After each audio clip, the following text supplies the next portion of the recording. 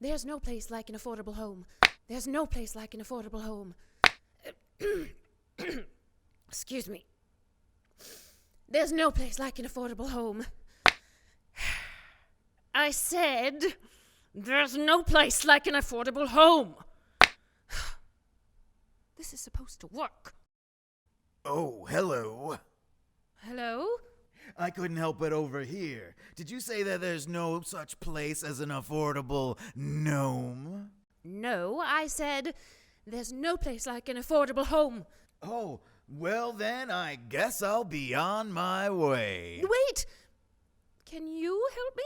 I could, if you said, there's no place like an affordable gnome. So I have to say it? Yes. There's no place like an affordable gnome. Did someone say there's no place like an affordable gnome? You know I just did.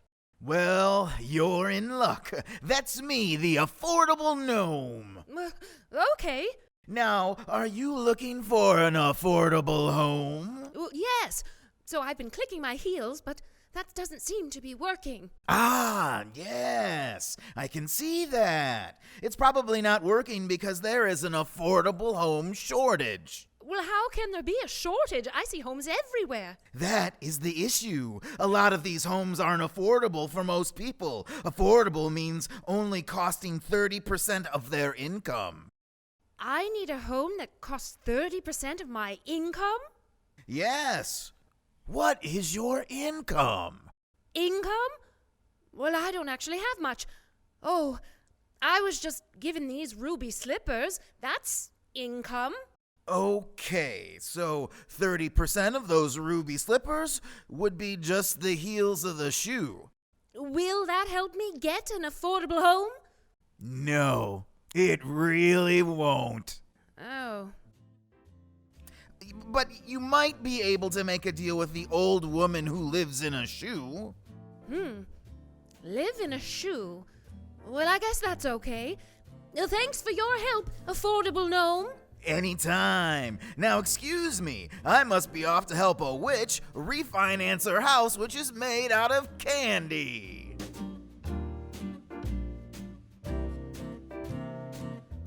Hi, my name is Tame Danger, and this is a podcast all about housing and affordable housing. So my theater company, the Theater of Public Policy, has been doing shows all over the state of Minnesota and across the country for almost 10 years now. And we cover all kinds of public policy issues. And yet, no matter where we go or what we're talking about, the question of housing and affordable housing almost always comes up in one form or another. And so we thought it was valuable and useful to maybe just dig into that specifically and try and get our arms around what do we even mean by affordable housing, and then how is it that we got to a point where we're in a crisis over not having enough of it, and what can we do about it? So I have two fabulous guests with me to try and explain this to me. They both live and breathe this stuff and have a lot of experience in this world. So first up, she is the executive director of Minnesota NAHRO, which we will talk a little bit about what that is. But her name is Shannon Guernsey. And then alongside her, we're very excited to have from Clay County Housing and Redevelopment Authority. She is their executive director, Dara Lee. Shannon, Dara, thank you both so much for being here. I should say that we are recording this in a time where we all are being socially distanced, so we are far away from each other, connecting via Zoom. Shannon, hi, how are you, and where are you calling from? Hello. Thank you for having me. And I am actually decided to do this from our office in St. Paul. And yes, it's going to be interesting to do this for an audience of no one. Awesome. And Dara, thank you so much for calling in. You're out in Clay County right now? That is right. I am coming live to you from beautiful downtown Dilworth, Minnesota. And right outside my window of my office is Highway 10. I'll start with you, Shannon. When we say affordable housing, somebody has slapped an actual like brass tacks definition on affordable. What is that? And then we can expand from there. The government says affordability means you don't spend more than 30% of your income of your household on housing. And so anybody, if you're wealthy and you're, in a mansion and it costs you more than 30% of your income, then you're maybe not in an affordable mansion. Okay, so 30% of your income is basically how the government tried to create some sort of benchmark around this. Dara, how does 30% in Clay County compare to 30% in Ramsey County, where Shannon's calling from? Does it still work out the same, or does it look different? Well, that 30% is based on area median income. So they look at the area median incomes and say, okay, so what's 30% of that? And that's what your average household in the community could afford. So 30% is based on your own individual income. And so we can have generic numbers, but really what matters is what is 30% of what you're dealing with day to day. In Clay County, we have the second highest percentage in the state of folks who they call severely cost burdened, which means they're paying over 50% of their income towards their housing costs every month. Well, so, and I've got to imagine that this is part of maybe where the 30% piece gets complicated, because as you noted, it's about an area and a region. So if I live in a community where, the average income is $100,000 a year, because there's some very, very wealthy people or very well-paid people, that might skew that distribution to look like, oh, well, there's an average 30% of that, that's $30,000 a year. But really, that is sort of mixed up because it's dragged in one direction by a few very wealthy people or very wealthy homeowners, where actually, if you were to sort of get rid of some of those outliers, maybe the median would be much lower than that. Does that happen? Is that real? Do we have a way to fix that? And I'll start with you, Shannon. Well, I think when we talk about, we first started this out as affordability, but I think what Dara spoke to, which is that cost-burdened household, and that is really that's the crux of the issue we're trying to deal with, is when a community has households that are cost burden. And how we talk about them being cost burden is they're spending more than what's affordable on housing. They're spending more than that 30%. We know that in Minnesota, more than 1 in 4 Minnesota families pay more than they can afford. 1 in 4 families. And that was before the pandemic. And we know things have changed and probably geared to that's even higher now. So we have 1 in 4 families that are sacrificing other needs, like food or medicine or transportation or childcare, whatever it is that individual household is. They're struggling because they are paying more. They're more cost burdened. Then we have people who are severely cost burdened. And we have a lot of households like that across the state as well. Those are people we know who pay more than 50% of their income towards housing. The number of households that are facing that cost burden, that are seeing rising costs, seeing rising housing costs, seeing other costs increase, and not seeing their wages keep up, that is the affordability problem that we have all across the state. Is this new? Has this always been the case? Has something led to this? How did we get here? Well, we probably go back to before you were born. Back in the 1980s, I would say, is when we started to see these issues become more prominent. And as we have this ever-increasing split of housing costs rising at a higher rate than wages are rising.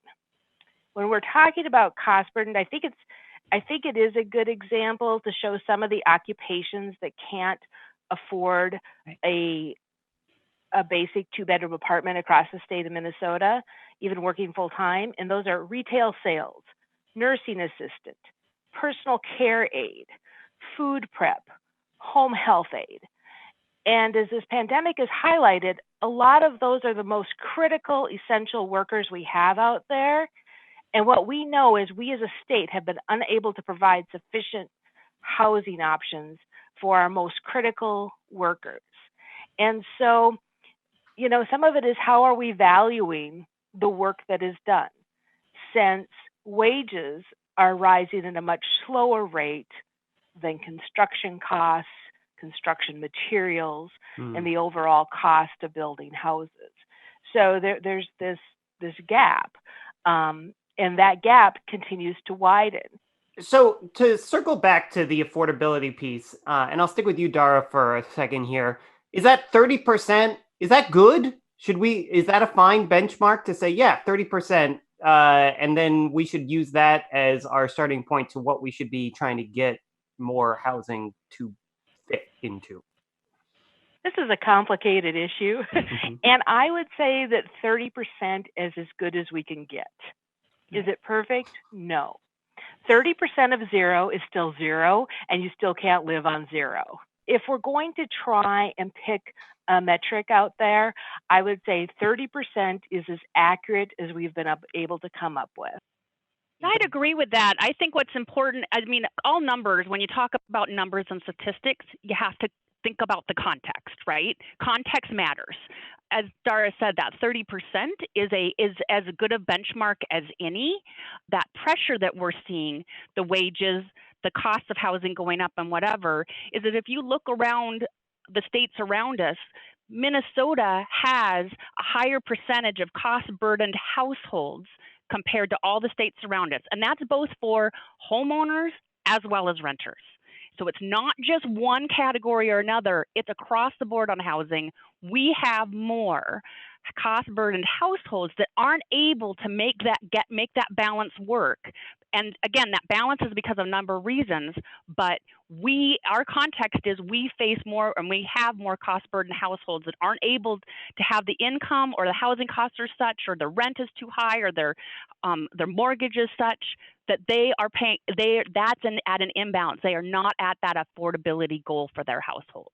Why is Minnesota worse? Shouldn't we be winning? We do like to be above average on all things. That is true. We're still a little bit better than average as far as the nation as a whole. Just that our dang neighbors are doing so well, comparatively speaking.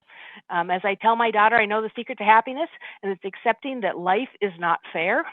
And this is one of those examples that life is not fair for a lot of households in our communities. Because I can imagine a lot of people listening to this saying, well, I don't know, I'm looking at my mortgage or my rent, and it's only, 22% or 30% maybe of I think. But what we're talking about is that, there's if you make a certain amount of money, there's plenty of housing options maybe you can find in your community that fit. Like, again, if you make $80,000 to $100,000 a year, you can probably find something that you can live in at 30% of your income. The challenge gets to be if you're making $20,000, $25,000 a year, and then finding something that is only 30% of that income. We just have a massive shortage of housing that fits that type of income. Is that part of what we're saying?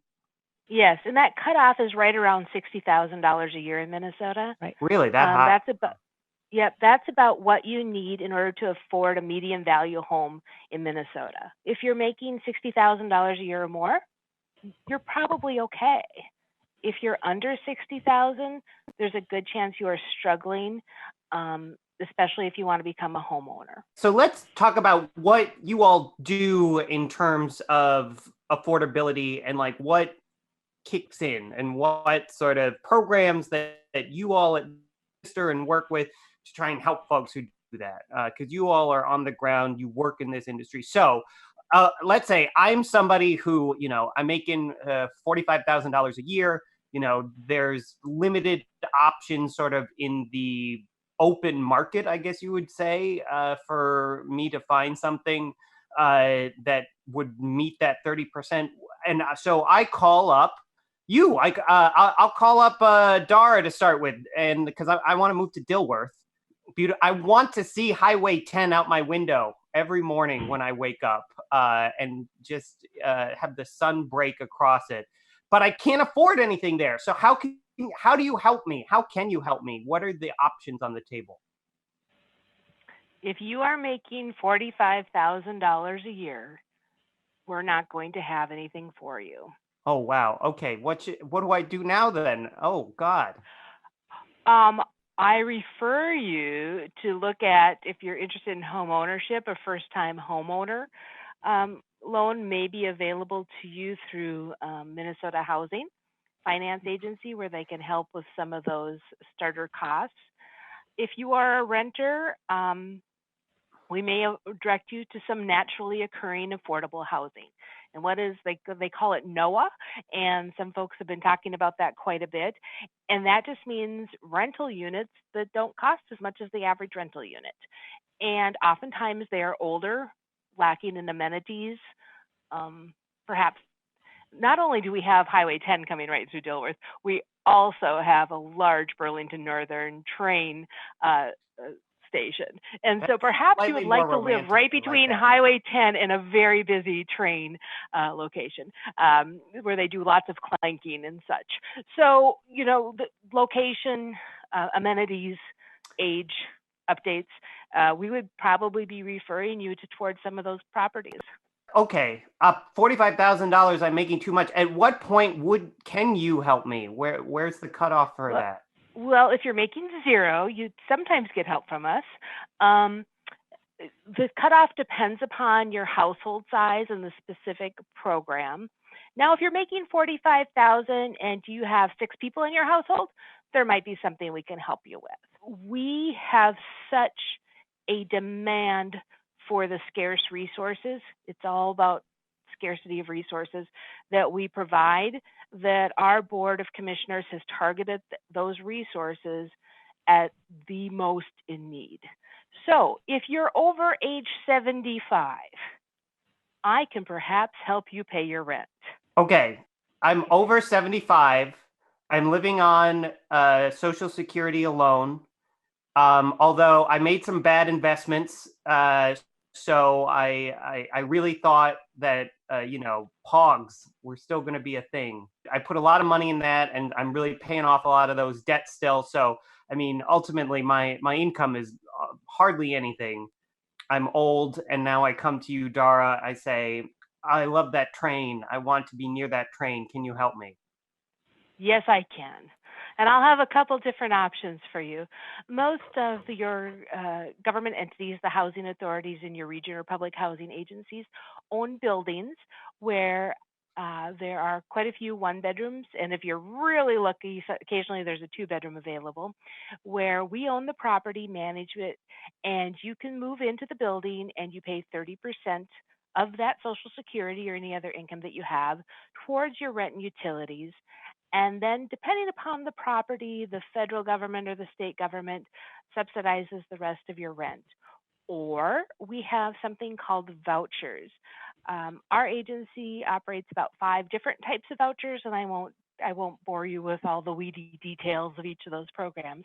The largest and most well-known one is the Housing Choice Voucher Program, otherwise known as Section 8. And there you can go out and you can pick out a lovely apartment right next to the railroad tracks if you would so desire.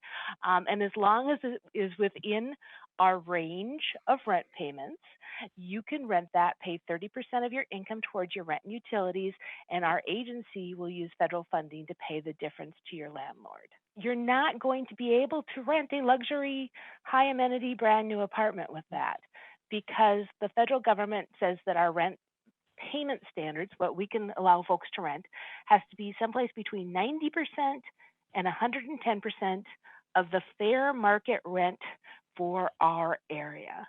So it's got to be 90 to 110% of fair market value. And so then that really starts to skew it would seem, because you could imagine there are areas and communities that the fair market value of a lot of these, the homes in an area might be really high, or they would be very skewed, and then you end up with just a few left over that aren't at that level that would be all that you could choose from. Well, they look at it as a whole, and they average in the very high and the very low, and they try to get to that 40%. So your ability to use that voucher and find a unit has everything to do with what your local vacancy rates are. Are there landlords out there who have vacant units that are decent, because they have to be something called habitable before we'll allow payment to go out on them. We do inspections and such. So they have to be somewhat decent, and they have to fit within that range of cost, and they have to actually be available to you.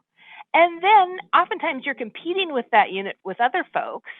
And so your credit history, your criminal background, your rental history, etc., has to be as good or better than the people that you're competing with. So, easy peasy.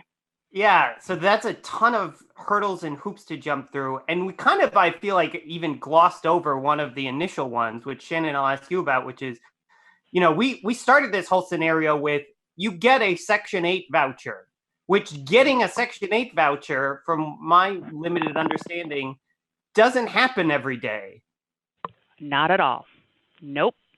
Most of the programs across the state have what's called a waiting list. I should say, I think all the programs across the state have what's called a waiting list. If you're living in a more metropolitan urban area, that waiting list is much longer.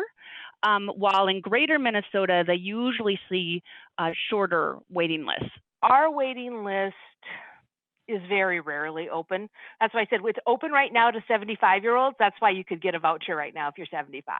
Oh, that's good. Because we prefer to give you a voucher before you die.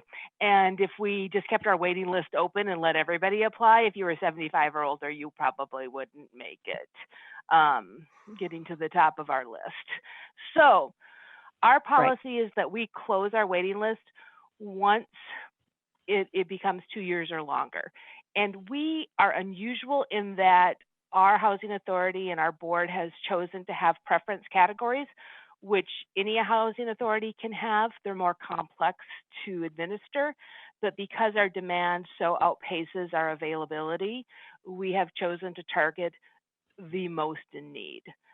So in the past several years, primarily the only populations that we're serving are those 75 or older, those who contain a disabled household member, or those who have experienced homelessness. And those are pretty much the only categories we've been able to help for several years.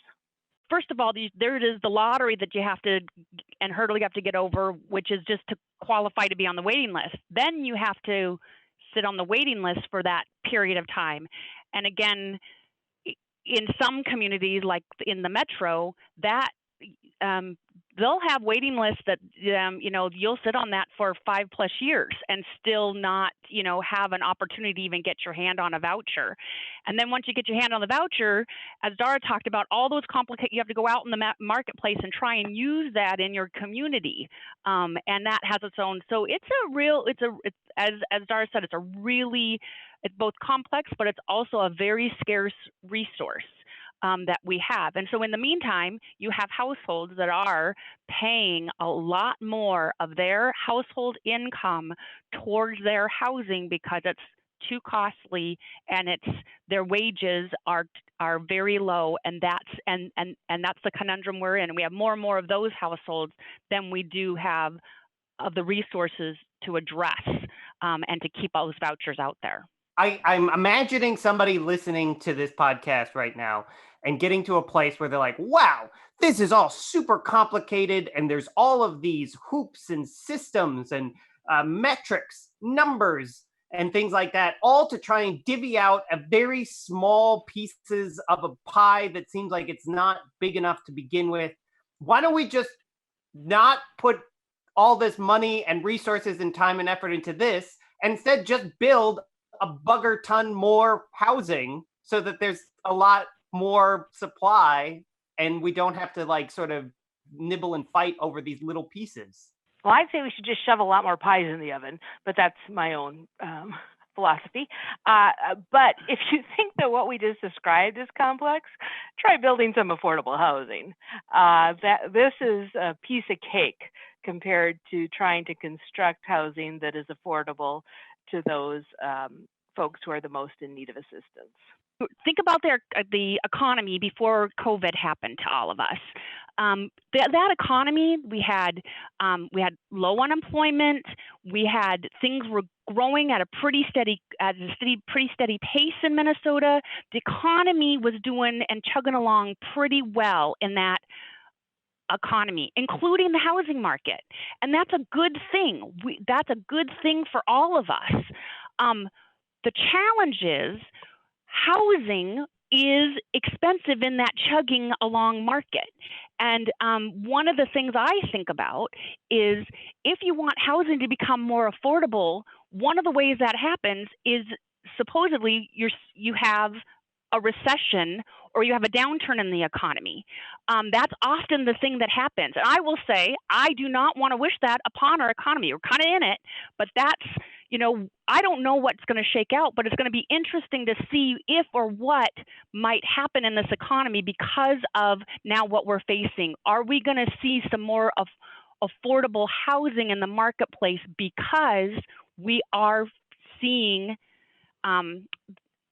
the economic impact of COVID? However, on the other hand, we also have a lot more need and a lot more demand because we have a lot more households that are unemployed. So again, the challenge of affordable housing is we want to figure out how to do it and do it well and provide more of it in an economy that's doing well. And that's often been our conundrum. Our guest in our first episode said, well, it would be better off if the government just built a lot more housing and the government just did it. If that did happen, you two would be some of the people probably orchestrating how that actually played out on the ground. Does that work? Is that sort of like part of what you would see as the solution? Is that something you would want? I am somebody who believes that we should allow the private market to do as much as the private market can and will, and that the place and role of government and nonprofits is to step in where those things are not feasible. I would agree with Dara. I'm of the I guess the camp that the marketplace is a dynamic, complicated place. Market and marketplace housing, the economy and how it operates is a complex thing, and we're seeing that right now. I mean, we are seeing that right now with what it means to be hit with COVID-19 and what that means to the economy writ large. And I would say that housing is a piece of that. Now, right now, we have a lot more need. The market isn't working as well in that affordable level for, again, a lot of reasons. And that's why we need subsidy in there. And the subsidy can come in many forms for the government, but that's why the subsidy is there. Our struggle right now is that we have a lot more demand and need, again, at that very low level because rents and costs of housing keep going up. And again, that's great for the marketplace and for the private market, but it doesn't work well for the households that don't have that income, that $45,000 for a household of, 5, or, $20,000 for a household of 2 or 3. I mean, those dollars that income doesn't map out and get you to afford your housing and all the other costs of living. And that's where the government steps in and says, that's part of our, safety net that we provide. Would there be a downside from either of your perspectives of just massively expanding something like Section 8? No. Okay, good. We propose it. You got us to a one-word answer, Tane. No. Yep. Is there one thing that you really want to make sure everybody knows about where we are and maybe how it could be better? And I'll start with you, Shannon. Well, you said one thing, and of course, it's complicated, so I probably can't reduce it to one. but I will say we have tools and solutions in our industry that address both the supply and the demand. And I think we have some pretty good tools. Are they perfect? No. Are they complicated? Yes. But we have some really good tools that help us address both the supply side and the demand side. Where our challenge right now is it does require investment, an infusion of cash, basically, to help move it all forward, right, and start to address the high level of demand we have and the low amount of supply. So that's the first thing. So it's a really people understanding those numbers look really big, but again, that investment pays off. Not only does it pay for a product that we're making that's going to help address a need for 40 years, but it's also bringing that stability, that opportunity, that family ability to be healthy and focus on their school or whatever it is. So that's the first thing. I think the second thing that I would say is this is not something that happens just over there. We are in a market and an economy right now that the households that are facing these challenges are very real, and they are your neighbors. They are us. We have, as a community and as a state, we have families who are facing really, really tough choices. And I think there is an aspect of what we're experiencing right now with COVID and the pandemic. I think a lot of us writ large really have tangible, real ways that is happening to so many of us, be it our neighbors, be it the folks who we work with, be it our own situations have changed.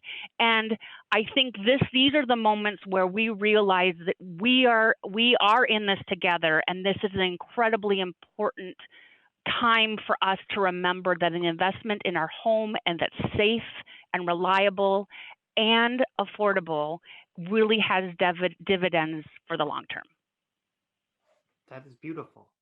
Dara, what's your one thing that obviously can also be two or three things because it's complicated?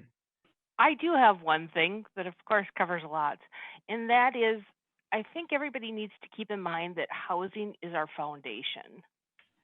And I want folks who may not think about this very often to think of what their home means to them and the emotional, psychological, physical toll it would take on them if they couldn't live there anymore.